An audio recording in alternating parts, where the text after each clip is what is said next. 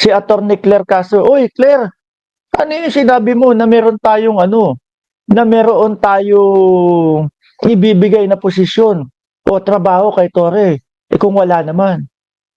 'Di ba? Sabi ni Sir Archie Beroya, pwede din mag-create si President ng department kay General Torre tulad ng PA. Nako, yan yung iniiyak ng mga DDSA. Isa pa din ho yan, ha? Kasi si Greco Bellica, umiiyak doon sa mikropono. Eh ganito, alam niyo po ba, ang una nilang ginawa nung pag-upo ni Marcos, binuwag yung PACC, no? Anti-graft corruption and etc. etc. Eh ngayon, nakakakita ng mga hindi balanse na mga government officials. Baka nga po gumawa o bumuo. 'Di ba? Baka nga bumuo, mga kababayan, ng isang ahensya para kay General Torre para sungkitin, para ikalaboso yung mga taong nasa posisyon. And I'll be making a statement in due time. Sir, sabi nyo nahanap buhay. What do you mean by that, sir? Pumasok ko sa Grab delivery, sa food delivery. Kaya dito si General Torre, nag-grab ka? At nakatanggap ako ng message sa aking app at nakakita ako na birthday cake. So I delivered it. Eh nagkataon pala birthday ni Congressman De Lima. So nagulat ako na nadala kong cake sa kanya. Oh.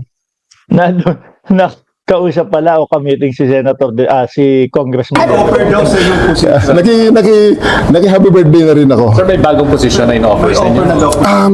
Let's just wait for the official announcement. Kung meron man. O yan, ha? Kung meron man, let's wait for the official announcement. Ay kaso mukhang nasabi ni Attorney Claire Castro na meron. Alam niyo naman yung mga yan, no? Kailangan hayaan muna nating i-announce nila publicly na talagang legit na announcement, no? Ako tingin ko, meron ho talaga, mga kababayan. Meron po talaga at ang dati, yung una sinasabi ko, posibleng NBI director kasi may mga NBI director na itinalaga dyan na hindi naman lawyer. So, dahil sa kapangyarihan ng isang presidente, ikaw ay tatalaga ako bilang NBI director, no? May mga ganun, no? Pero mas kung pagtatagni-tagniin, sasama-samahin nyo po yung mga sinasabi, lalo na yung mga gustong buuin, no, ng Pangulo na magbuo ng isa, kumbaga, magbuo ng titingin ng lifestyle ng mga nandiyan na nakaupo, yari. Mukhang yun po ang talagang kapupuntahan nitong si General Torre. Pero sir, tatanggapin niyo kung meron. Let's just wait. Masyado namang nauna ang karwahe dyan. Pag tatanggapin o hindi, eh, wala pang ang announcement kung meron man. Na po kayo ng presidente. Executive privilege, pwede. Okay.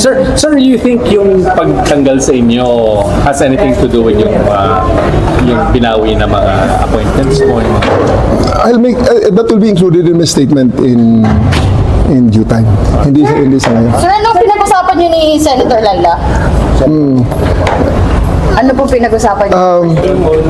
Ma'am, cake delivery po. Cake delivery nga.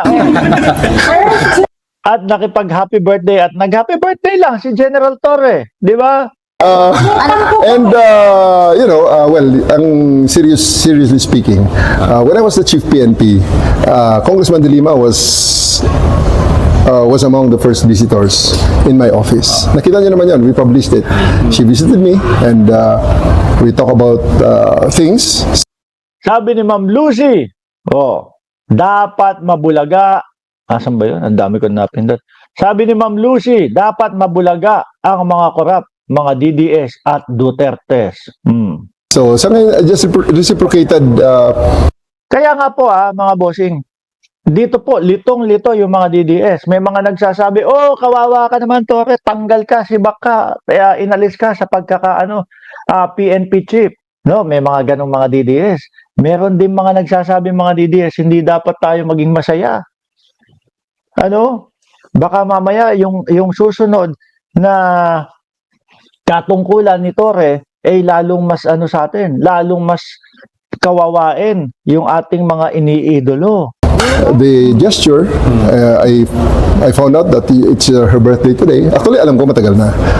So, I just really Sabi ni Mary Ann, ngayon, taga-deliver pa lang ng cake. Mga ilang buwan, deliver na ng mga korap. Eto pa, no, idagdag ho natin mga bossing. Idagdag natin mga kababayan. Naalala nyo, si Buloyski. No? Si Buloyski, hinihingi na ng Amerika yan. Sinong tao kaya ang posible na maghatid sa eroplano kay Buloyski, no? Kasi alam natin madaming mga iiyak na mga DDS pag inihatid na si Buloyski sa eroplano. Mag-iiyakan ho yan, mga kababayan. Kumbaga, si Duterte ang poon ng mga DDS at ang kanilang pope naman ho ay si Buloyski, mga kababayan. Yung best friend, minumura, no? Ang Panginoon. Yung best friend ni Buloyski, minumura yung Pope. Diba? Nakaganon pa din. Sumasamba pa din yung mga DDS sa kanila. Diba? So, yung best friend nandoon sa dahig. Sino naman kaya ang maghahatid dito kay Buloyski pagsakay ng eroplano papunta sa US? Papunta ho dito, ha? Sa Estados Unidos. Nako po, mga kababayan. No?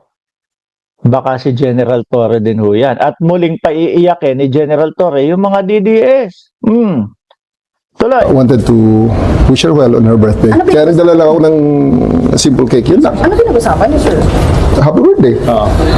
So you think beyond repair na yung relationship mo with the present group of officials under this administration, or are you still open to dialogue or Uy, yung pag-premise yun ng question na beyond repair, para bang may nasira.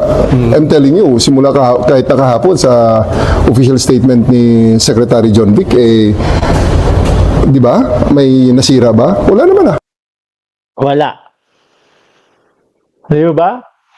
Habang ako, mga bossing, habang idinideliver po yung mga sasabihin ni John Vic Remulla doon sa kanyang press conference, yung cellphone ko ho nandito sa tenga ko kasi patulog na ako. Ayokong gumagamit nung kahit na anong mga nakalagay sa tenga ko habang patulog.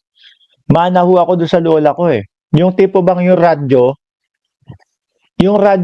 nakalagay dito sa tenga habang patulog. Pagkalakas-lakas nun, no? Sa madaling araw, umaabot nung mapapakinggan ko dati si Dr. Lab. Mapapakinggan ko yung Miss X, no? Hanggang madaling araw, hanggang makatulugan na po yun. Pinapakinggan ko yung statement ni Secretary John Vic Remulla. Wala pong nasirang torre doon. Di ba? Wala pong nasirang torre doon. Sa halip, ang sinabi niya pa, meron pong susunod, no? O meron pong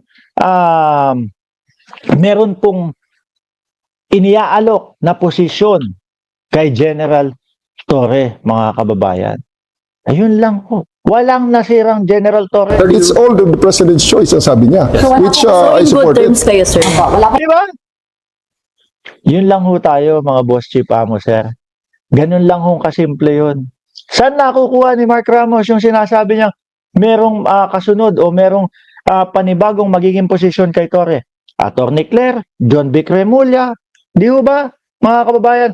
At kung pagtatagni-tagtiin, natin, pagsasama-samahin natin, kailangan ng mga magla-lifestyle check, etc., etc., mukhang General Torre ang mangunguna dyan, mga boss chief amo, sir. Sabi ko sa inyo, no, may mga nagkokomento, may mga nagsasabi, negatibo, wala na yan, tanggal na yan, sibak na yan, alis na yan.